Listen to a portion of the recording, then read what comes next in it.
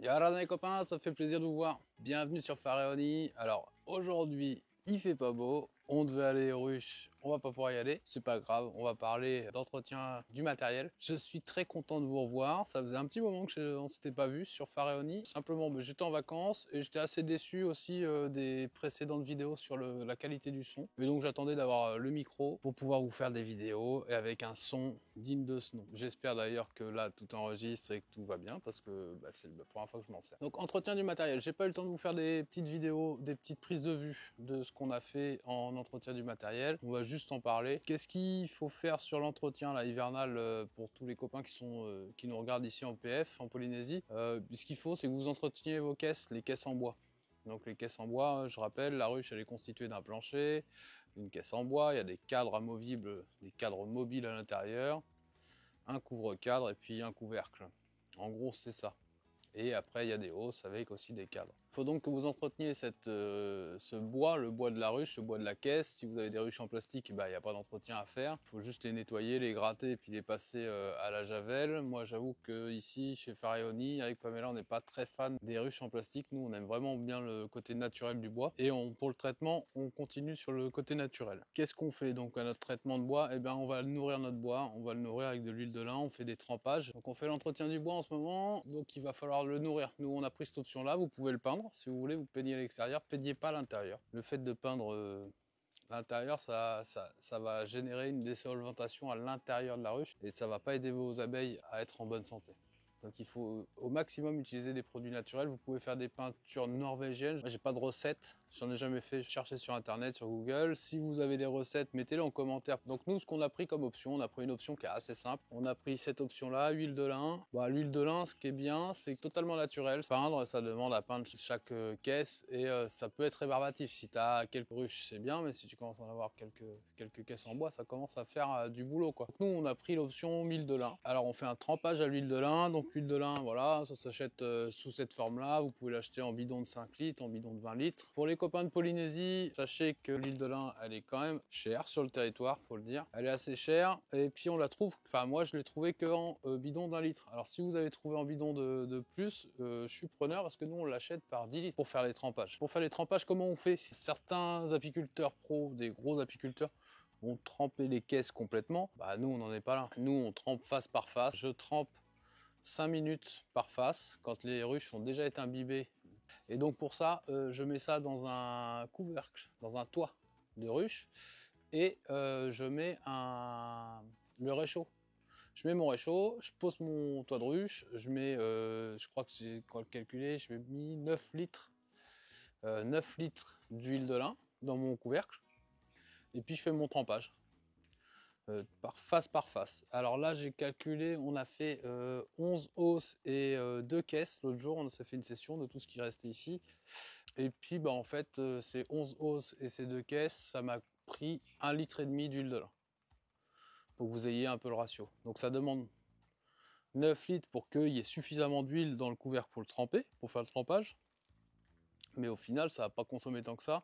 Avant, on le faisait au pinceau. Je pense qu'au pinceau, on aurait bouffé plus d'huile de lin que ce qu'on a bouffé par trempage, je pense. Alors, ça, c'était pour le trempage. Mais avant le trempage, thématiquement, on désinfecte nos ruches, on les gratte. Donc, avec le lève-cadre, on vient gratter notre caisse. Et après, on les désinfecte. Et comment on fait pour les désinfecter? On les passe à la flamme.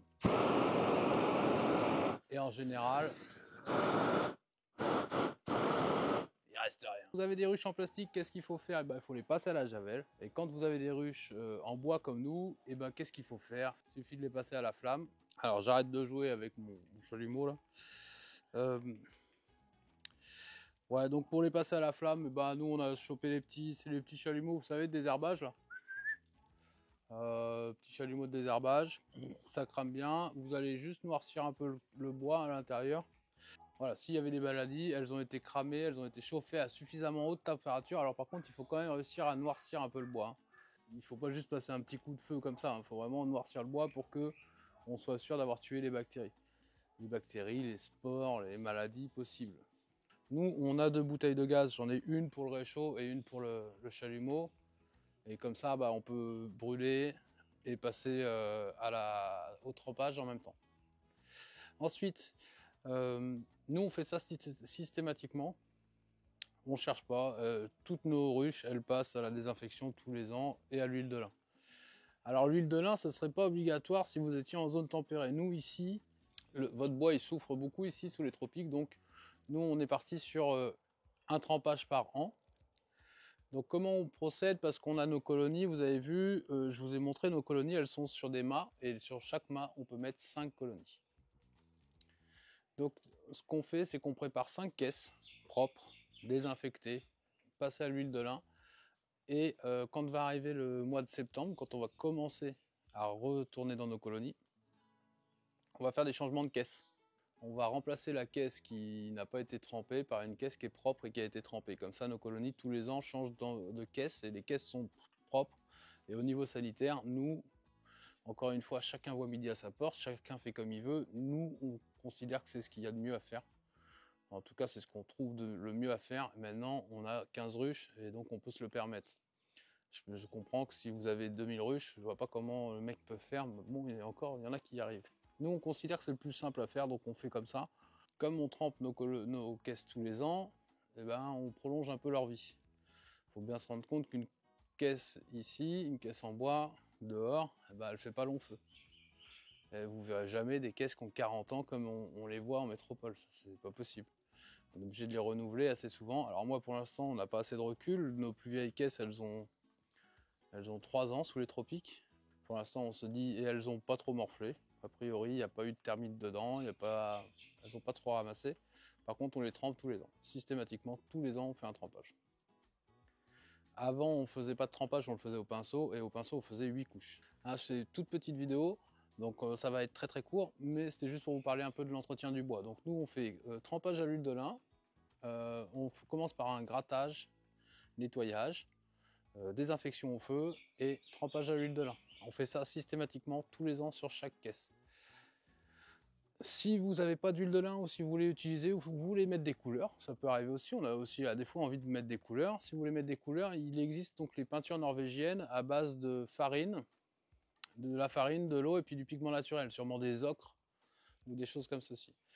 À ne pas faire, ce qu'il faut surtout pas faire, ce que je vous déconseille fortement, ce serait de venir mettre des peintures à base de polyuréthane ou des peintures comme ça, là, peinture polyuréthane, alkyd uréthane, enfin tous ces composants chimiques là, à l'intérieur de la ruche. Alors là, c'est vraiment à déconseiller parce que ça va désolvanter. Ne croyez pas que parce que la peinture est sèche au toucher, elle est complètement désolvantée. Non, non, ça va continuer à désolvanter, vos abeilles vont s'intoxiquer. Donc ça, c'est vraiment à proscrire. Pour les boiseux qui ont l'habitude de mettre de l'essence de térébenthine avec votre huile de lin, moi je vous le conseille plus à l'extérieur qu'à l'intérieur. C'est pour ça qu'on chauffe l'huile de lin. Nous, on la fait frémir.